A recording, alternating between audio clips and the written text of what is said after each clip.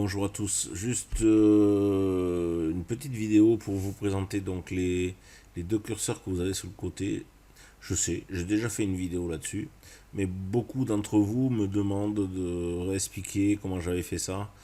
En fait, il y en a une sur le market def et une autre sur le time and sell.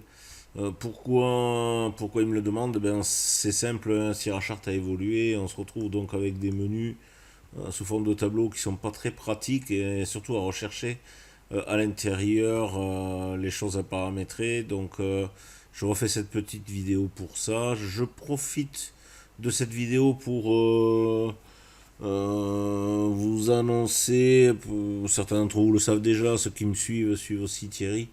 Donc on refait une formation sur Lausanne tous les deux au mois de juin, du 20 au 24. C'est juste au nord de Lausanne, à quelques kilomètres de Lausanne en fait. Et c'est dans un contexte qui est sympa. Et en plus de ça, il y a quelques chambres donc dispo. Donc on est sur place tous ensemble, on mange ensemble. Ça permet de créer des liens, en même temps de discuter davantage que dans une formation type où on se verrait à 8h midi, 2h, 6h. Et en même temps, cette formation englobe de la pratique qui n'existait pas avant, hein. Il n'y avait que de la théorie sur 3 jours avec Thierry et Jean-Marc. Moi, je m'étais rajouté en visio, on faisait ça sur une semaine, mais avec beaucoup de théorie. Donc là, il y a de la pratique l'après-midi. Et pour ma part, moi, je vous présente donc mon graphique de trading que vous avez derrière avec mes studies, mes indicateurs que j'ai créés. Je vous explique en gros le but de ces indicateurs, comment je m'en sers et comment je gère mes trades avec ça. C'est en gros mes stratégies de trading, hein, voilà, et qui sont déduites de la formation que j'ai reçue avec Jean-Marc et Thierry. Bien, ben écoutez, je commence, j'attaque la vidéo. Donc, on attaque la présentation pour ces deux fameux curseurs. Donc, la première des choses pour faire un curseur comme ça, en fait, vous voyez bien, c'est un chart à lui tout seul. Chaque curseur est un chart à lui tout seul. Donc, il va falloir ouvrir un chart sur le même actif, bien sûr, que celui sur lequel vous travaillez.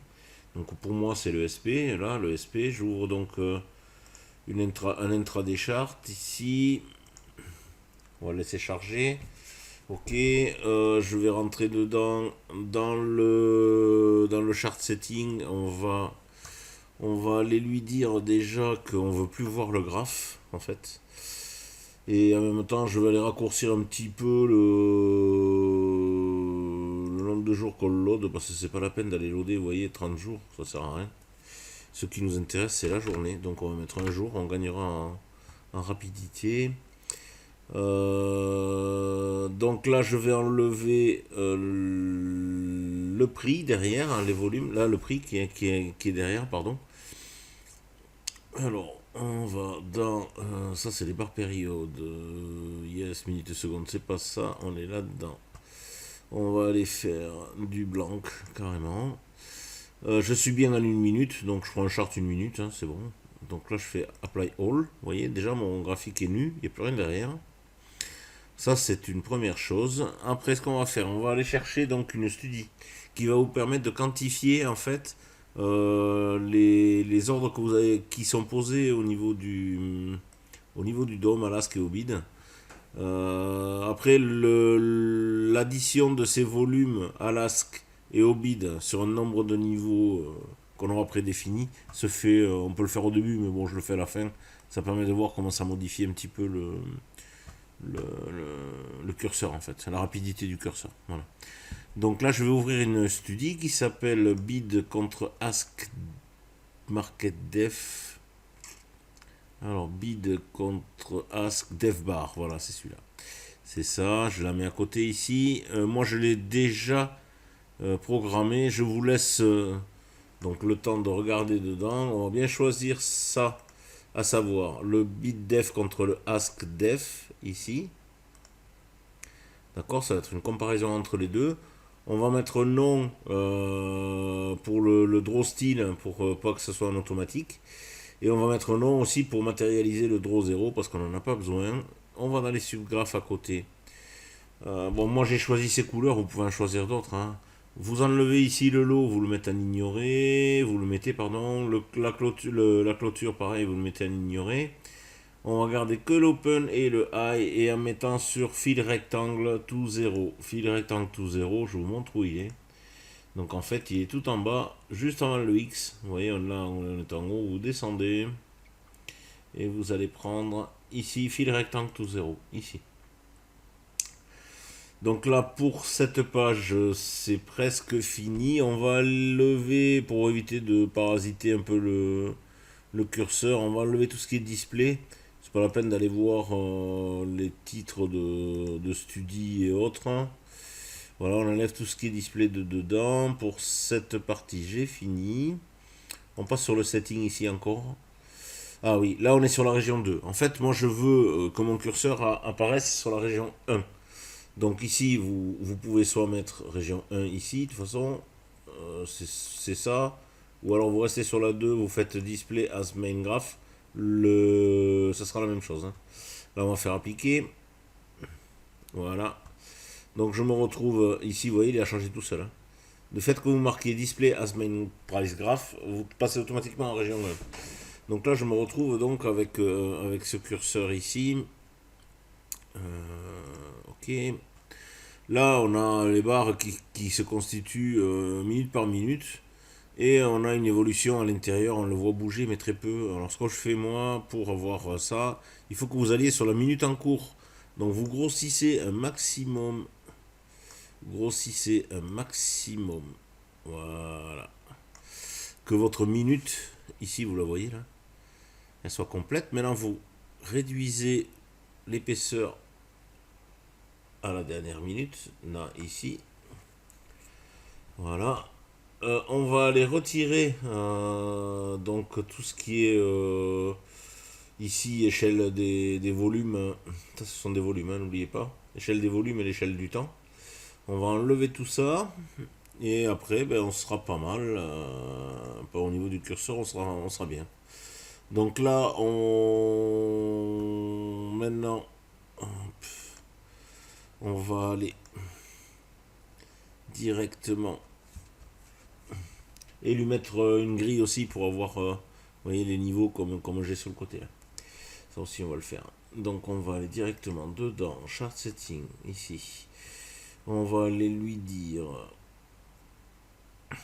Alors, il faut les retrouver, mais on va y arriver, vous inquiétez pas. Hop, les barres périodes, elles sont là. Les grids, déjà, on va s'occuper des grids. Les grids, on va faire apparaître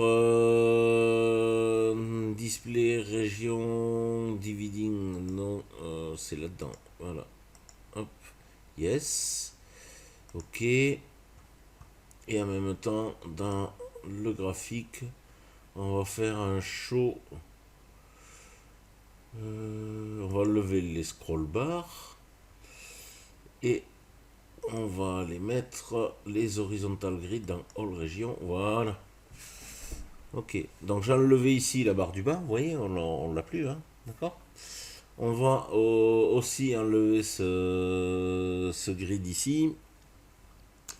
Alors celui-là pour l'enlever, c'est dans chart setting aussi.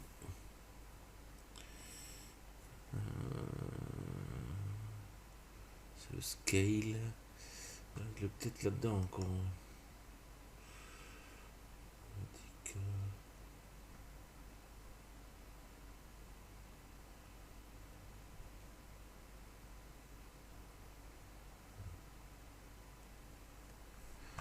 Alors, donc on va enlever le scale qui est là, je vous disais. Hop, on va aller dans, on sélectionne chart setting. On va aller dans le scale ici. On va hider les value scale ici. Yes, appliquer. Voilà, ça c'est pas mal. Qu'est-ce qu'il y a? Hide value scale. Ouais, ça c'est bon. Qu'est-ce qu'il y a à faire encore? Bah écoutez, là c'est pas trop mal. Je dis ok. Ok. On va aller réduire. Voilà. au minimum. Voilà. Alors vous inquiétez pas, hein, quand ça se rafraîchit, en fait, c'est qu'on est arrivé à la fin de la minute. Vous vous rappelez, hein, je l'ai mis en minute. Alors pour le bouger, en fait, vous êtes obligé de l'agrandir un petit peu, d'aller attraper son titre, de le mettre ici.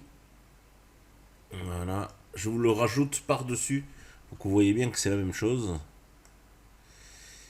Voilà. Ah, il est parti. Il est où? Il est là. C'est ok. Voilà, je vous l'ai mis au fond. Ça c'est bon. Qu'est-ce qui me reste en bas? Le vendredi, ouais, bon, ça on peut le laisser, on s'en fiche un petit peu. Ok, donc vous avez votre curseur qui est ici. Et lui, il est basé donc sur le market def. Alors le market def, on va y aller dedans de nouveau pour régler encore autre chose. On n'a pas fini. À chaque fois, je m'échappe de là, mais il faut que j'y revienne. Chart setting ici.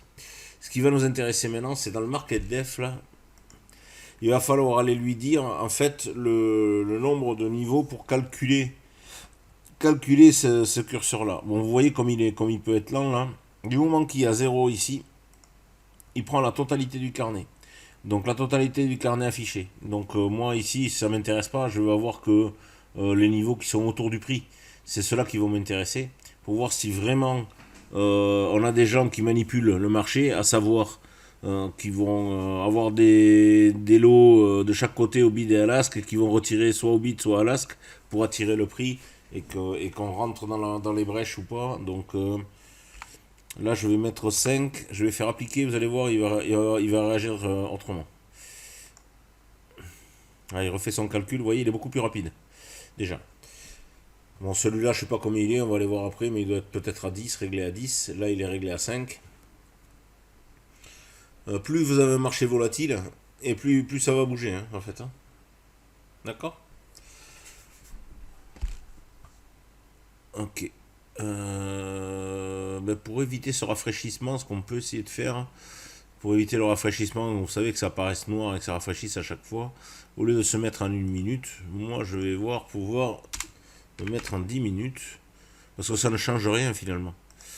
Le market def il est ce qu'il est, donc voilà, il y aura un rafraîchissement qu'au bout de 10 minutes. Ça ne change rien, vous aurez juste une perte de données de 1 seconde à peu près toutes les 10 minutes.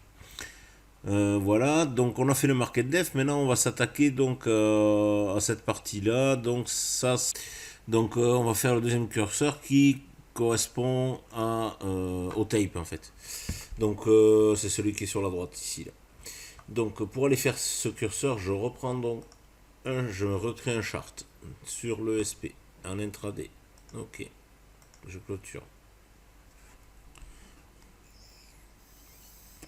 On va lever donc cette courbe de prix. Je vous le remontre, comme ça vous ne pouvez pas dire que vous ne l'avez pas vu. Ici, là, au lieu de candlestick bar, vous cliquez sur blank. Donc là, vous faites appliquer, vous avez les prix qui disparaissent. Déjà ça. Ok. Pour le moment, on va ne toucher à rien parce qu'on va avoir besoin de manipuler avec le scale ici, avec le temps ici. Par contre, ce que je peux faire, hein, c'est dans les datas ici, on va mettre qu'une journée. Comme je vous ai dit tout à l'heure, ça sert à rien de mettre 30 jours. On va faire appliquer. Voilà. Ok. Donc on va aller chercher une studie qui s'appelle summation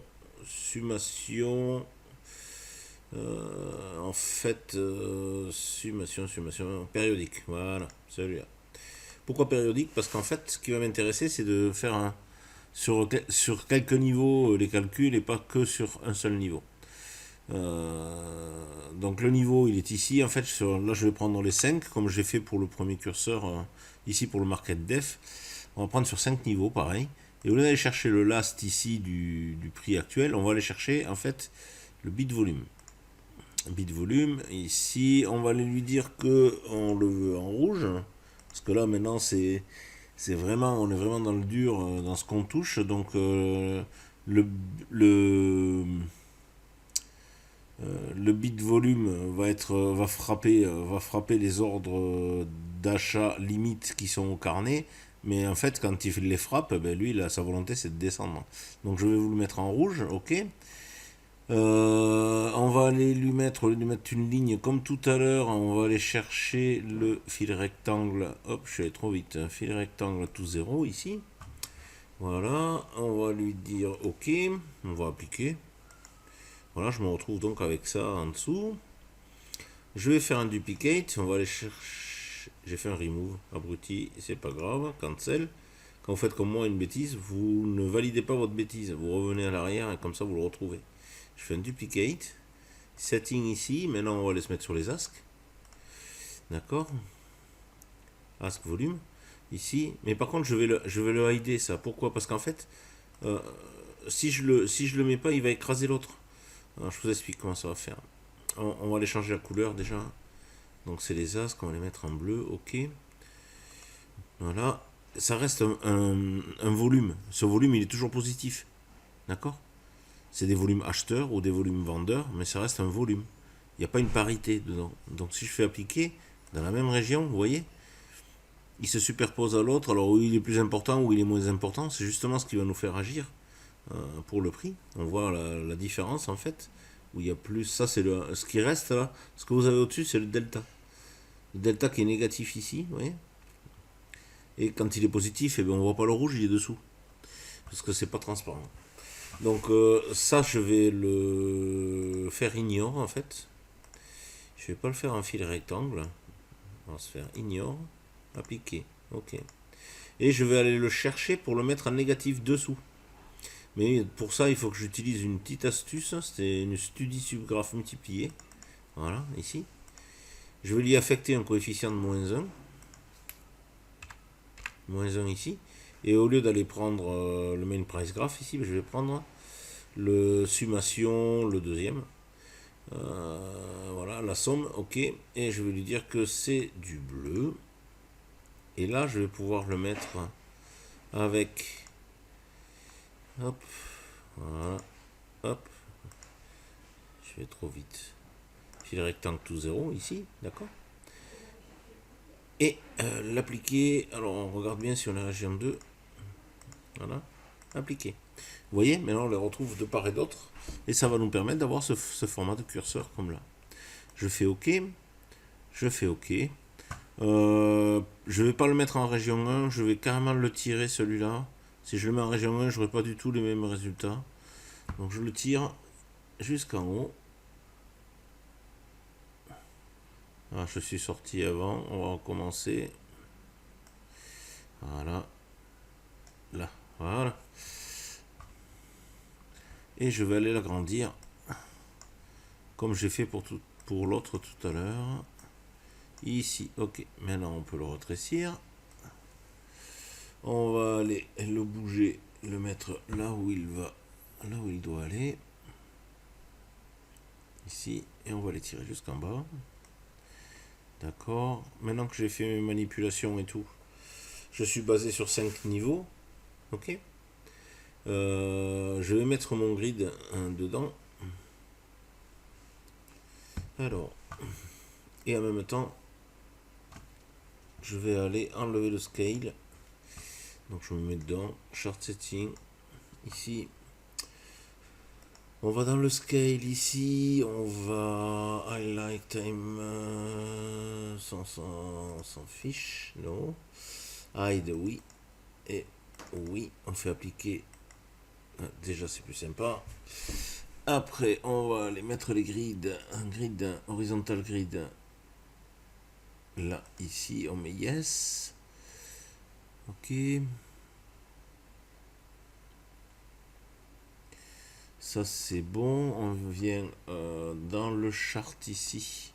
On va aller enlever le scroll bar. C'est bon. Et on va aussi horizontal grid all région. Voilà. D'accord. Ça c'est bon. On va le resserrer.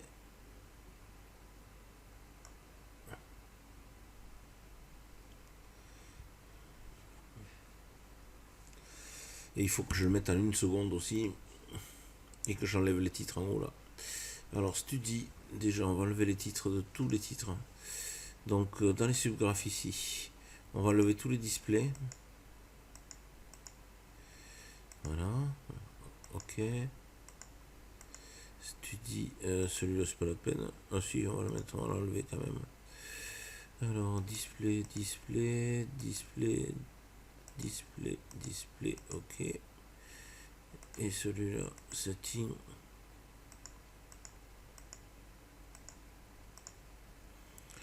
On va faire un apply. Ok, on va enlever. On va le mettre à 1 seconde. Hop. Non. Chaque fois je me fais avoir. Voilà. Et l'autre aussi doit apparaître. Hein. Celui qui a 10 minutes là. Voilà. Et lui, hop, je vais l'agrandir. Et je vais le coller contre. Voilà. On y est. Et celui-là, donc je vais aller chercher son chart setting. Ici. Là. Parce que là, il bouge pas. C'est normal. Sur 1 minute, le temps que les calculs se fassent, en 1 seconde, vous allez voir. Voilà, ça va être beaucoup plus rapide. Ok, on y est. Donc celui-là est basé sur 10. Une moyenne de 10. Là aussi, de 10. Et celui-là est basé sur une moyenne de 5. Voilà, donc je vous ai montré comment faire ces curseurs. Alors vous pouvez leur donner un titre ici que vous ferez apparaître en haut du graphe. Pour bien qu'on voit que c'est le market def et de l'autre côté que c'est le... Enfin là c'est le tape et là c'est le market def. Là c'est market def, là c'est le tape, c'est inversé. Voilà. Qu'est-ce que je voulais vous dire? Que je vous mets dans la description le lien pour contacter Thierry ou pour me contacter moi pour cette formation. Et je vous mets le lien aussi, on a fait une petite vidéo de présentation il y a quelques jours. Et je vous mets le lien avec, comme ça vous pourrez écouter un petit peu et puis voir si ça vous intéresse. Donc dans cette formation, ben en fait vous avez toute la formation complète de Thierry qu'il faisait habituellement sur 3 jours. La seule différence là c'est qu'en plus il y a de la pratique, alors qu'avant il n'y avait que de la théorie, donc c'est quand même beaucoup plus instructif. Donc sur une semaine, le matin en gros c'est de la théorie, l'après-midi c'est de la pratique. Et moi je viens là-bas pour vous présenter mes stratégies qui sont basées sur ces graphiques là que vous avez sous les yeux. En fait, voilà. Mes stratégies et mes indicateurs que vous voyez là actuellement, les étoiles, les croix. Donc, si vous voulez des renseignements pour ces indicateurs, pareil, vous m'écrivez. Je vous mettrai mon adresse mail dans la description. Voilà. Sinon, ben, écoutez, je vous souhaite une bonne fin de journée, de bons trades, et en même temps, n'hésitez pas à me mettre un commentaire sur cette vidéo. J'étais peut-être un peu rapide, un peu brouillon, mais je l'avais déjà fait. En fait, ça peut vous aider. En fait, vous voyez quand plus on est dans le bleu et plus on se dirige vers des achats, et plus on est dans le noir, dans le rouge et plus on se dirige vers des ventes. Bon, actuellement, les marchés sont assez sont en chute libre, on va dire, depuis la guerre en Ukraine. Donc voilà. Je vous laisse, je vous dis à très bientôt et merci encore pour votre écoute et vos encouragements. A très bientôt, au revoir. N'hésitez pas à me mettre un pouce si ça vous plaît et à vous abonner éventuellement. Je fais pas beaucoup de vidéos, je sais, mais ça m'encouragera certainement à en faire davantage. Voilà. Allez, je vous laisse. Au revoir à tout le monde.